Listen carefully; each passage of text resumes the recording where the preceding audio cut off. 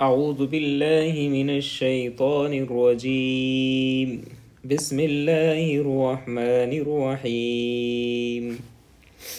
آج ہم سورہ قریش کا ترجمہ کرتے ہیں۔ سورہ قریش جو کہ ایک مکی صورت ہے، اور اس مکی صورت کا ترجمہ ہم بہت آسانی کے ساتھ کریں گے۔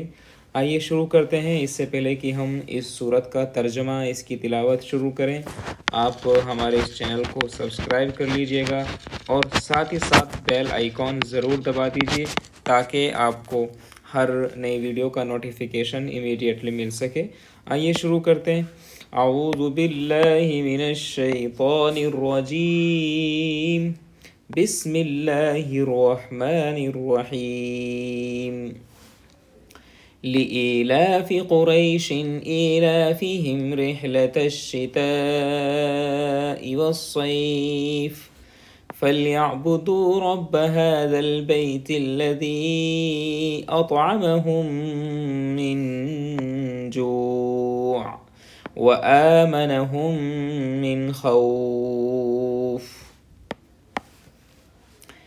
لإيلاف قريش، ایلاف کا مطلب ہوتا ہے مانوس کرنا، کسی چیز کے قریب کر دینا۔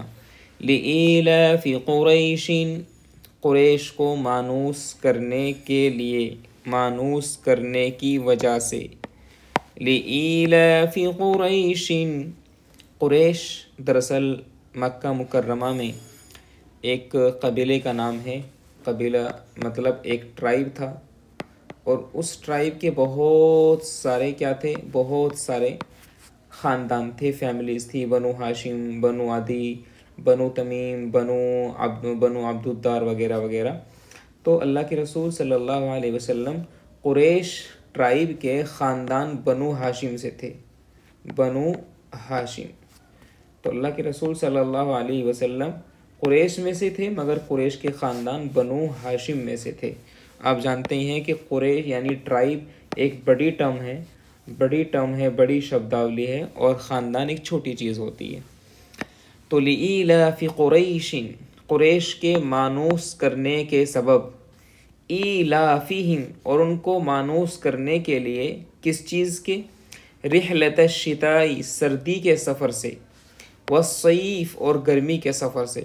عربی زبان میں دوستو یاد رکھنے کی چیز ہے کہ صیف بولتے ہیں گرمی کو، اور شتاء بولتے ہیں سردی کو، اور رحلہ بولتے ہیں یاترا یعنی جرنی کو۔ تو قریش کو مانوس کرنے کے سبب، مانوس کرنے کے لیے، ایلافہم اور ان کو مانوس کرنے کے لیے سردی کے سفر سے اور گرمی کے سفر سے۔ تو گرمی اور سردی کے سفر سے مانوس کرنے کے لیے اللہ نے قریش پر احسان کیا، اس لیے فَلْيَعْبُدُوا رَبَّ هَذَا الْبَيْتِ، اس لیے ان لوگوں کو عبادت کرنی چاہیے۔ فَلْيَعْبُدُوا کا مطلب ہے عبادت کرنی چاہیے، رب کی، هَذَا الْبَيْتِ اس گھر کے۔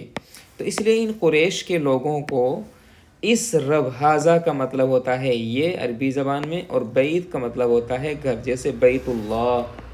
آپ کیا لکھیں گے؟ بیت اللہ کو کیا لکھیں گے؟ اللہ کا گھر، ٹھیک ہے نا؟ اللہ کا گھر یعنی اللہ's ہاؤس۔ تو کیا لکھیں گے آپ؟ بیت اللہ۔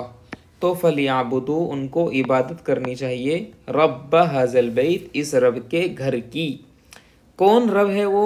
اس گھر کا رب کون ہے؟ الذی، وہی ہے وہ رب، اطعمہم جس نے ان کو کھلایا، الذی اطعمہم جس رب نے ان کو کھلایا، من جوع بھوک کی حالت میں، بھوک کے وقت، وآمنہم اور ان کو پناہ بخشی، ان کو امن دیا، من خوف خوف سے، یعنی ان کو خوف سے پناہ دی، ان کو خوف سے بچایا۔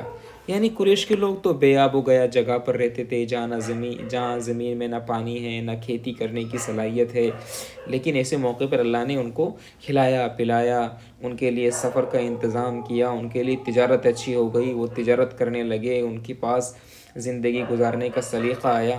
تو اس لیے اب اس کی پاداش میں، اس عبادت کی وجہ سے، اس نعمت کی وجہ سے اب ان کو اس رب کے گھر کی عبادت، اس گھر کے رب کی عبادت کرنی چاہیے۔ فَلْيَعْبُدُوا رَبَّ هَذَا الْبَيْتِ تو ان لوگوں کو اس گھر کے رب کی عبادت کرنی چاہیے. رب الذی، جو رب ایسا ہے جس نے اطعمہم، ان کو کھلایا ہے، من جوع، بھوک کی حالت میں. جو کا مطلب ہوتا ہے بھوک، اسی کو آپ بولتے ہیں ہنگر.